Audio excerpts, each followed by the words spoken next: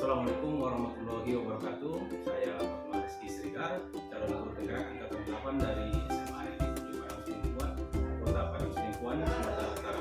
Kali ini saya tidak sendiri, saya ditemani oleh Ibu Sumiati, Guru Pendidikan Kewarganegaraan di SMA Negeri 7 Padang Selingkuhan. Assalamualaikum Ibu.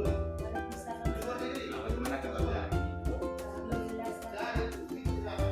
Alhamdulillah ya Ibu.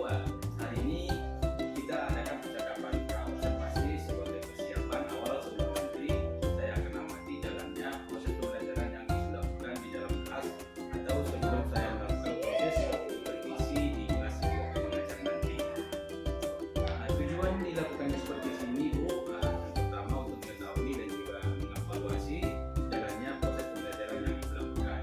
Mengapa kita hari ini melakukan percakapan pra-observasi ini agar Ibu lebih siap dan lebih percaya diri dengan dapat memberikan pembelajaran yang terbaik untuk murid. Di sini Bu ada beberapa pertanyaan yang akan saya sampaikan kepada Ibu nantinya. Pertama, apa tujuan pembelajaran yang ingin dicapai dalam pembelajaran ini?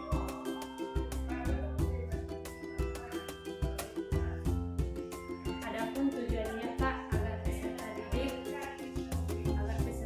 dapat mengidentifikasi, memahami, menjelaskan dan mempresentasikan dan juga menyelesaikan masalah terkait dengan Pancasila. Kemudian bagaimana cara pandang peserta didik mengenai ide-ide pendiri bangsa. Kemudian ada juga dia tentang hubungan agama dan ras dalam kehidupan sehari-hari. Jadi ini menjadi tujuan pembelajaran terus seperti dinantikan Ibu. Yang kedua, pertanyaan berikutnya Ibu, bagaimana dengan area pengembangan yang ingin Ibu capai atau ingin Ibu lakukan nanti pada saat proses pembelajaran? Baiklah Pak, adapun area pengembangan yang ingin dicapai pada kegiatan pembelajaran adalah pada pengetahuan dan keterampilan siswa. Nah, pada bagian pengetahuan, siswa dituntut agar dapat memahami pengertian Pancasila Pak. Kemudian cara pandang para pendiri bangsa tentang merumuskan dan isi Pancasila. Kemudian ada dia yang terakhir adalah bagaimana hubungan agama dan negara terkait rasa sila pertama yaitu ketuhanan Pak. Kemudian dia cara menyelesaikan masalahnya disertai dengan LKPD Pak. Jadi ada pengembangannya tadi tentang pengetahuan dan ada juga pengetahuan mengenai cara peserta didik dalam mengerjakan LKPD yang disampaikan nantinya. Oke, berikutnya pertanyaannya Ibu, bagaimana rancangan strategi pembelajaran yang akan Ibu terapkan nantinya di dalam kelas? Nah, strategi yang ingin saya terapkan di kelas itu yaitu Pak melalui model pembelajaran dengan menggunakan project atau basic learning atau PBL yang dikenal dengan PBL. Jadi peserta didik di situ terintegrasi dengan pembelajaran terdiferensiasi yang berbasis sosial emosional learning atau SEL. Jadi di situ peserta didik dilatih untuk bagaimana dia mengembangkan yang namanya kerja kelompok atau dibentuk beberapa kelompok Pak. Jadi peserta didik itu dilihat bagaimana dia melakukan interaksi dengan kawan-kawannya. Oke, jadi modelnya problem based learning ya, di mana juga menerapkan metode diskusi di dalamnya, diharapkan nanti anak-anak aktif dalam kegiatan diskusi tersebut. Kira-kira kapan Ibu akan melakukan pembelajaran tersebut? Di hari apa, di kelas berapa, dan juga di les berapa? Saya melakukan kegiatan pembelajarannya pada hari Rabu Pak, Ya. di les ke-3 dan 4 di Oke. kelas 10 1 Ya, 2 kelas 2. Oke, baik Ibu, setelah saya melakukan kegiatan observasi pembelajaran di dalam kelas, kita akan adakan percakapan pasca observasi nanti ya Ibu.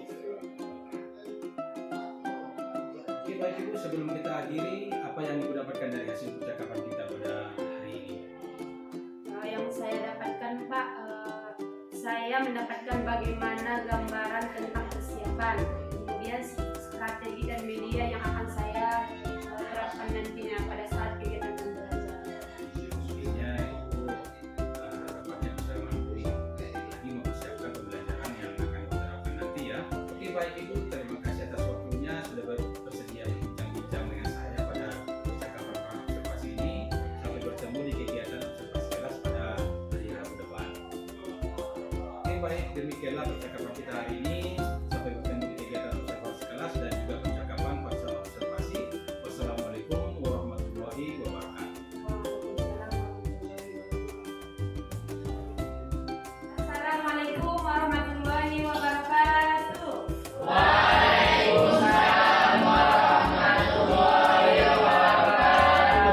Apa kabar anak-anak?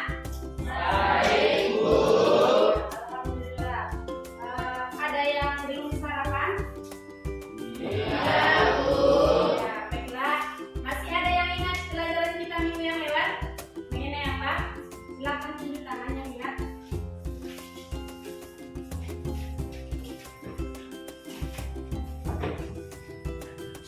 Tunjuk tangan.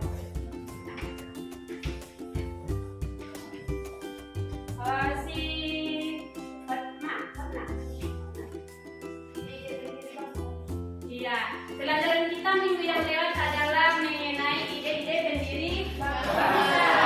Ya, sebelum Ibu menjelaskan atau menampilkan video mengenai Pancasila yaitu ide-ide pendiri bangsa terlebih dahulu, agar kita semangat dalam mengikuti kegiatan pembelajaran kita pada pagi hari ini, maka langkah baiknya kita mengadakan agar refleks ya, agar fokus. Kita yang pertama kita dulu tepuk B5 ya. Ya, karena pelajaran kita pada hari ini berkaitan dengan Pancasila dan juga profil Pancasila. Dipersilakan kepada anak-anak Ibu untuk berdiri sejenak untuk melaksanakan tepuk B5. Biar semangat. Biar fokus dengan bebas Ibu melakukan materinya. Dan yang dipandu oleh anak kami si Yasmin ya. Hitung 1, 2, 3. Baru mulai. 1, 2, 3.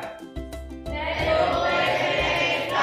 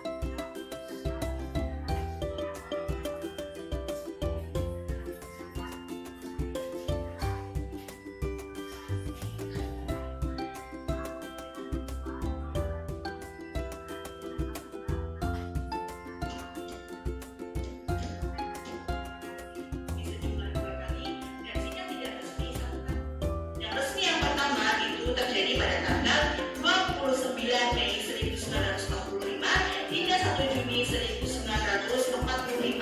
Sidang pertama itu membahas tentang dasar negara, yang mana pada sidang pertama diawali dengan pengajuan pertanyaan, yakni apa dasar negara Indonesia yang akan dibentuk ini oleh Ketua BPUPKI, yakni Bapak Dr. Rajiman Widjodiningrat.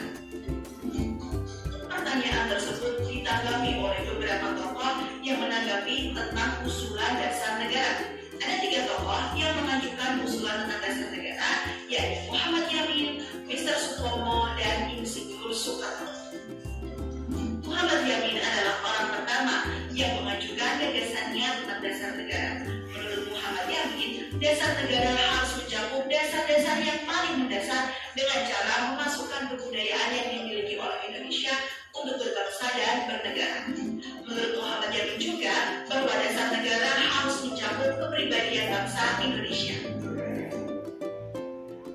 これでソネル指定グルメ学を나라박사 시키며 새로운 비전을 제시합니다. 1850 Atas dasar hal itu, Muhammad Yamin menyampaikan rakyat Indonesia mesti mendapat dasar negara yang berasal daripada peradaban kebangsaan Indonesia. Orang Timur pulang kepada kebudayaan Timur. Sehingga ide tentang dasar negara yang disampaikan oleh Muhammad Yamin berdasarkan nilai-nilai bangsa Indonesia yang sudah ada sejak dulu kala. Berikut ini adalah rumusan dasar negara berdasarkan pidato dari Muhammad Yamin. Yang pertama, dari kebangsaan.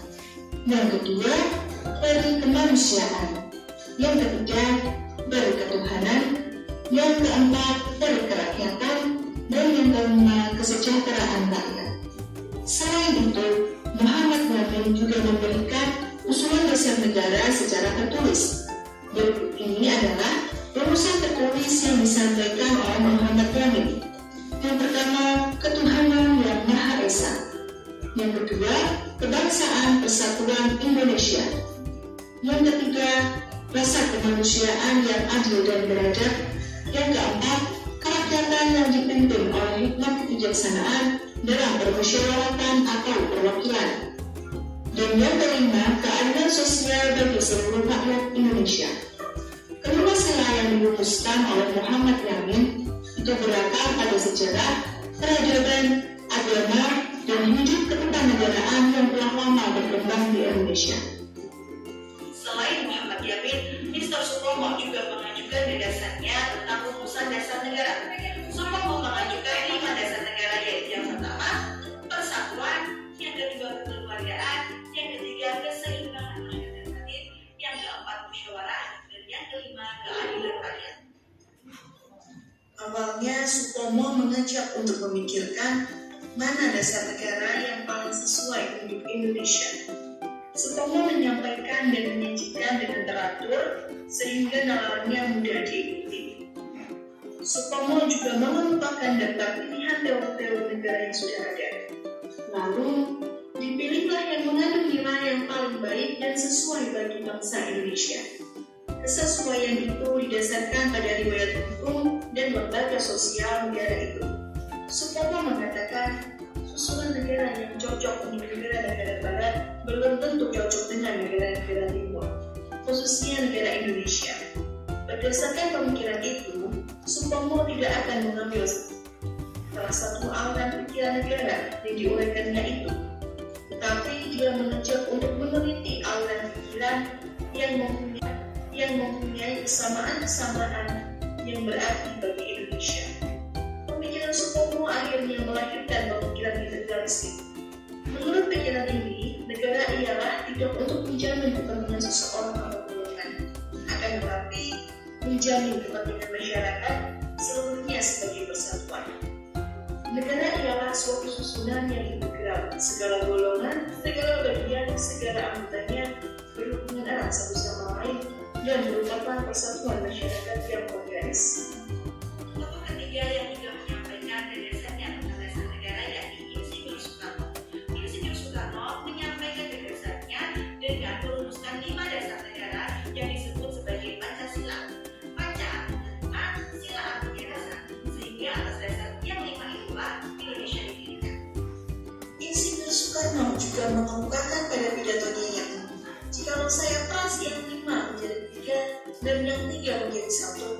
maka dapatlah saya satu perkataan Indonesia yang keren, yaitu perkataan gotong royong. Sehingga usulan Insinyur Soekarno tentang Pancasila bisa menjadi istilah dan bisa menjadi Eka. Berikut ini adalah rumusan dasar negara yang disampaikan oleh Insinyur Soekarno. Yang pertama, nasionalisme atau kebangsaan Indonesia. Yang kedua, internasionalisme atau kemanusiaan. Yang ketiga, mufakat atau demokrasi. Yang keempat, kesejahteraan sosial. Yang kelima, ketuhanan yang Maha Esa. Sedangkan rumusan istilah dari Insinyur Soekarno yakni yang pertama, sosionasionalisme. Yang kedua, sosiodemokratis. Dan yang ketiga, ketuhanan. Pada hari di mana Insinyur Soekarno mengungkapkan pemikirannya tentang nama dasar negara yakni tanggal 1 Juni 1945 tetapkanlah sebagai hari lahir Pancasila. Setelah sidang pertama selesai, Indonesia belum mencapai kesepakatan akhir tentang dasar negara. Lalu PBBKI membentuk panitia kecil yang beranggotakan 9 orang dengan ketua Insinyur Soekarno. Panitia kecil ini disebut panitia 9. Panitia 9 terbentuk karena ada yang perdebatan mengenai hubungan antara negara dan agama. Masa ini jatuh-jatuh.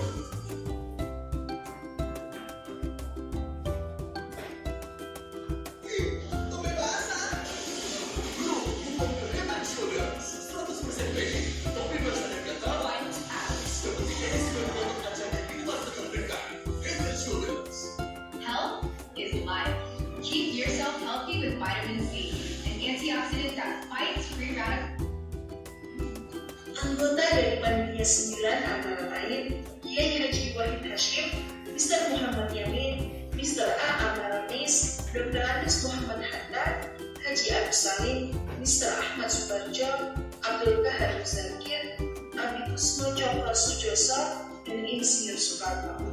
Pertemuan tersebut memiliki maksud untuk menjembatani perbedaan pendapat antara golongan nasionalis dan golongan Islam perihal hubungan negara dengan agama. Tanggal 22 Juni 1945, Panitia 9 mengadakan rapat di kediaman Insinyur Soekarno di Jalan Kebangsaan Timur nomor 56 Jakarta. Rapat tersebut membahas tentang rancangan pembukaan Undang-Undang Dasar. Panitia 9 menghasilkan rumusan sebagai tujuan negara Indonesia merdeka. Dari hasil sidang, hasilnya yaitu Piagam Jakarta atau Jakarta Charter, diusulkan oleh Muhammad Yamin. Naskah Piagam Jakarta ini kemudian ditandatangani oleh Panitia 9. Berikut ini adalah rumusan dasar negara yang termuat dalam Piagam Jakarta. Yang pertama, ketuhanan dengan kewajiban menjalankan syariat Islam bagi pemeluk-pemeluknya. Yang kedua, kemanusiaan yang adil dan beradab. Yang ketiga, persatuan Indonesia. Yang keempat, kerakyatan yang dipimpin oleh hikmat kebijaksanaan dalam permusyawaratan perwakilan. Yang kelima, keadilan sosial bagi seluruh rakyat Indonesia. Selanjutnya, rumusan dasar negara yang terdapat pada Piagam Jakarta mengalami perubahan pada sidang PBKI atau Panitia Persiapan Kemerdekaan Indonesia yang dibentuk sebagai pengganti BPPKI. Pada sidang PBKI pada tanggal 18 Agustus 1945 atau 1 hari setelah kemerdekaan Indonesia, rumusan dasar negara mengalami perubahan pada poin ini, yakni ketuhanan dengan kewajiban menjalankan syariat Islam bagi pemeluknya menjadi ketuhanan yang Maha Esa. Perubahan salah satu poin dalam Pancasila adalah untuk menjaga kepentingan bangsa dan negara. Karena Indonesia terdiri dari beragam suku dan agama. Berikut ini adalah isi lengkap Pancasila. 1. Ketuhanan yang Maha Esa. 2. Kemanusiaan yang adil dan beradab. 3. Persatuan Indonesia. 4. Kerakyatan yang dipimpin oleh hikmat kebijaksanaan dalam permusyawaratan perwakilan. Yang kelima, keadilan sosial bagi seluruh rakyat Indonesia. Nah, itulah tadi materi tentang menggali ide pendiri bangsa tentang dasar negara. Adik-adik sempat tesis bahwa ternyata pemikiran para pendiri bangsa tentang dasar negara itu saling memiliki titik singgung, yakni tentang nasionalisme, ketuhanan, hubungan antar bangsa, dan demokrasi. Lalu kan? Sudah ditampilkan menyampaikan materi. Baiklah, untuk meningkatkan pemahaman materi yang Ibu jelaskan, Ibu sudah menyiapkan LKPD ya, sesuai dengan dan juga kelompoknya sudah Ibu bagi sesuai dengan karakteristik belajar peserta didik ya. Mengenai ada kemudian Ibu sudah membagi persiapan belajar mulai dari yang terendah sampai yang tinggi, dan karakteristiknya itu mengenai visual dan audio ya sudah Ibu bagi. Ibu harap kepada anak-anak Ibu semua agar saling melengkapi dan melakukan diskusi bersama dan bisa menyampaikan materinya nanti atau intisari dari materi yang Ibu kasih. Nah, kami persilakan kepada anak-anak Ibu untuk mengerjakan. Diharap kerjasama dan melakukan kerjasama. Apabila ada kawannya yang kurang paham, Ibu harap bisa dibantu ataupun dijelaskan kepada teman-temannya ya. Ikuti ataupun isi LKPD sesuai arahan atau langkah-langkah.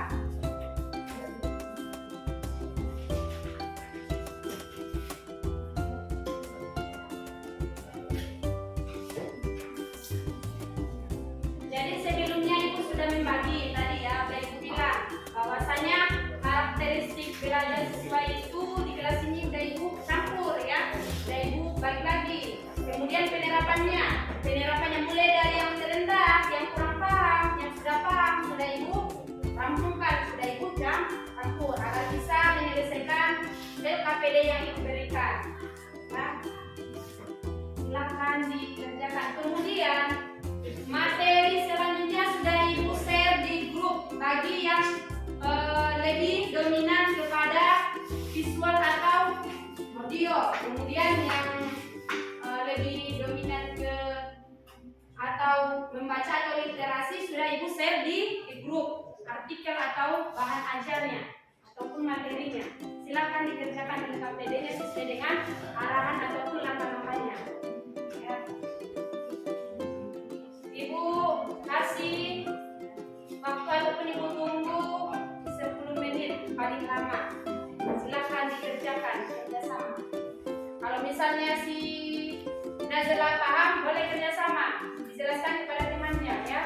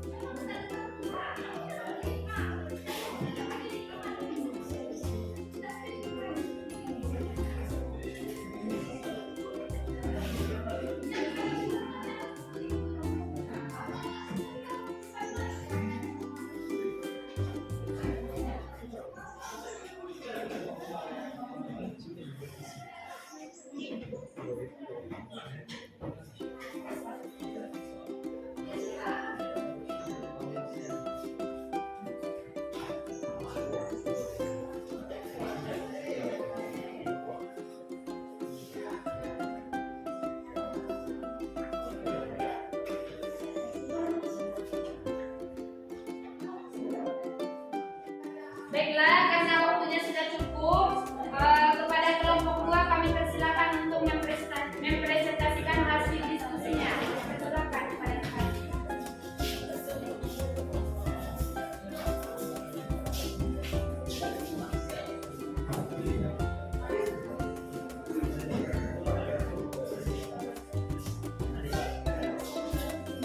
Assalamualaikum warahmatullahi wabarakatuh.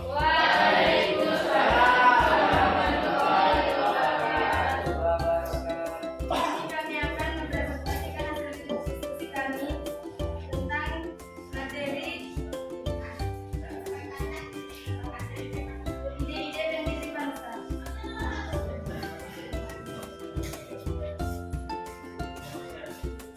BPUDKI melaksanakan 2 kali sidang, satu pada 29 Mei sampai 1 Juni 1945 membahas tentang dasar negara, 2 pada 10 sampai 17 Juli 1945 membahas tentang rancangan undang-undang dasar. Pada sidang pertama 29 Mei sampai 1 Juni 1945, Muhammad Yamin, Supomo, dan Soekarno menyampaikan pidato tentang dasar negara. Ketiganya memiliki pemikiran yang berbeda tentang dasar negara sebagaimana tercermin dalam pidato yang disampaikan ketiganya pada saat sidang BPUPK yang pertama.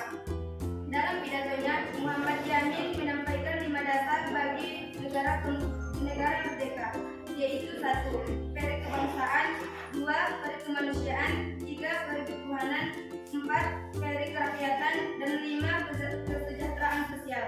Setelah menyampaikan pidato, Muhammad Yamin baru kemudian menuliskan konsep dasar negara kemerdekaan. Ternyata konsep tertulisnya berbeda dengan yang dipidatokan. Dalam naskah tertulisnya, Muhammad Yamin menuliskan 5 dasar negara bagi negara kemerdekaan. 1. Ketuhanan yang Maha Esa, 2. Kebangsaan Persatuan Indonesia, 3. Rasa kemanusiaan yang adil dan beradab, 4. Kerakyatan yang dipimpin oleh hikmat kebijaksanaan dalam permusyawaratan perwakilan, dan 5. Keadilan sosial bagi seluruh rakyat Indonesia. Sekian dari presentasi kami. Kami akhiri dengan salam. Assalamualaikum warahmatullahi wabarakatuh.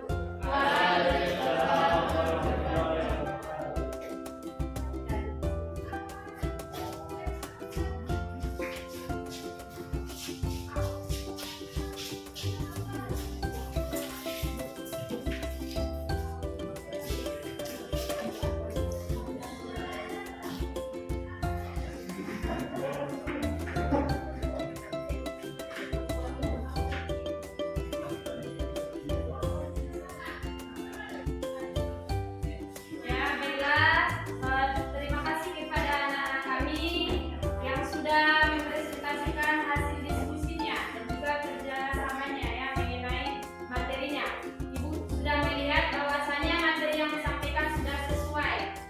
Kemudian sebelum Ibu menutup mata pelajaran kita pada hari ini, Ibu ada satu pertanyaan. Jadi siapa yang tahu ataupun tahu jawabannya silakan angkat tangan ya untuk menjawabnya.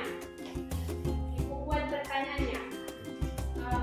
Tadi dasar negara kita adalah Pancasila.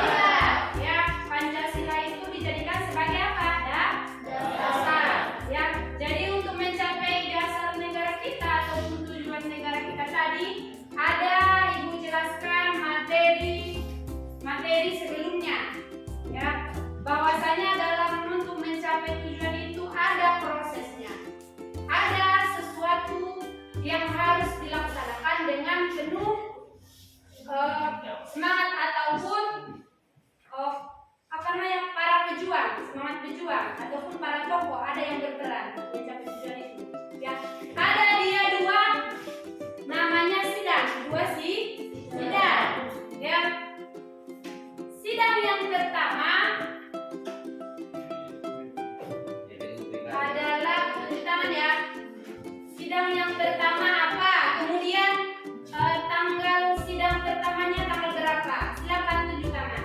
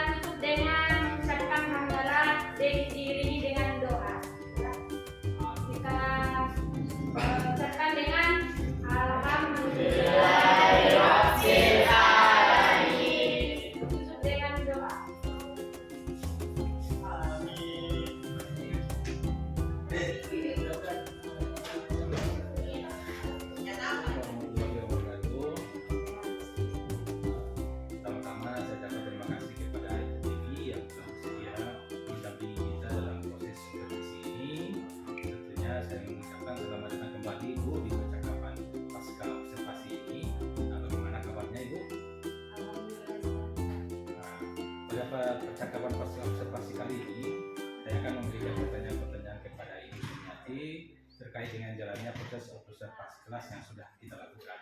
Dengan tujuan untuk mengevaluasi sejauh mana proses pembelajaran yang sudah dilakukan. Namun pertanyaan pertama yang ingin saya sampaikan di sini tentunya bagaimana nih perasaan Ibu Sumiati terkait dengan jalannya kegiatan observasi kelas yang sudah berlangsung. Baiklah Pak, awalnya saya mungkin merasa tegang Pak, tapi alhamdulillah berjalan dengan baik dan lancar. Selanjutnya bagaimana dengan area pengembangan yang ingin Ibu Sumiati lakukan di dalam kelas? Apa langkah-langkah atau pembelajaran yang sudah Ibu Sumiati dilakukan di dalam kelas? Baiklah Pak, saya telah membuat tempat pembelajaran Pak dan sudah melaksanakan sesuai dengan modul yang ada. Kemudian area pengembangan yang ingin dicapai adalah pada pengetahuan, kemudian pada keterampilan siswa Pak. Nah, pada bagian pengetahuan, di situ siswa dituntut untuk dapat memahami pengertian Pancasila, cara pandang para pendiri bangsa tentang merumuskan Pancasila, dan juga isi dari Undang-Undang Pancasila tersebut. Kemudian ada juga dia di dalamnya mengenai pandangan para pendiri bangsa tentang hubungan agama dan juga negara terkait rasa ketuhanan. Kemudian pada bagian keterampilan itu Pak, di situ siswa dituntut untuk bisa menyelesaikan permasalahan yang ada dalam PKPD yang sudah diberikan Pak. Kemudian mempresentasikan hasil diskusi yang diberikan. Oke, baik Ibu, jadi aspek pengembangannya terdiri dari pengetahuan dan keterampilan ya. Selanjutnya Ibu, menurut Ibu Sumiati nih, sejauh mana area pengembangan yang sudah disampaikan tadi? Apakah sudah berhasil dilakukan di dalam kelas atau belum? Kalau menurut saya Pak, alhamdulillah berjalan dengan baik, meskipun masih ada kekurangan Pak. Kekurangan ya Ibu, kira-kira apa kekurangan atau kendala yang terjadi menurut Ibu Sumiati pada saat melakukan proses pembelajaran tersebut? Adapun kekurangan atau hambatan yang sering terjadi adalah di mana beberapa siswa yang tidak ingin terlibat dalam kegiatan pembelajaran ataupun kegiatan belajar, mungkin karena masih kurang aktif Pak, atau hanya mengandalkan temannya saja Pak. Itu ya Bu, menurut Ibu ini kira-kira mengapa hal itu bisa terjadi? Kenapa siswa tersebut kurang aktif? Kira-kira untuk berikutnya perubahan apa kira-kira yang bisa diterapkan dalam pembelajaran berikutnya?